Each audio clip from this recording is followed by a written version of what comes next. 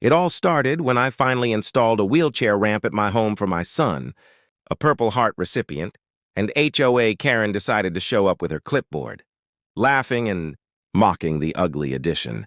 She said it ruined neighborhood aesthetics.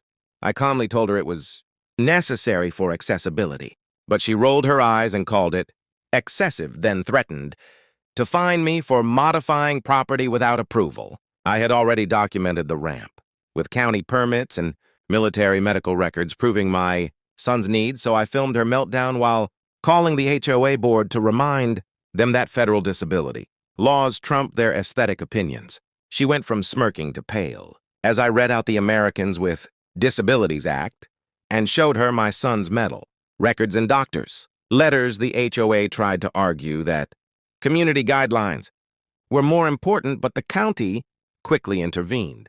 Siding with me, Karen was cited for harassment and attempting to intimidate a disabled veteran's family and had to apologize publicly. The neighbors, who had watched her rant online, now laughed at her while my son could finally use the ramp without interference, and every time she drives by, she glances nervously at it, realizing she can't touch what's legally protected. Sometimes entitlement crashes hardest against law and compassion, and if watching HOA Karens get schooled by justice makes you smile, hit that subscribe button because the next story is even more shocking.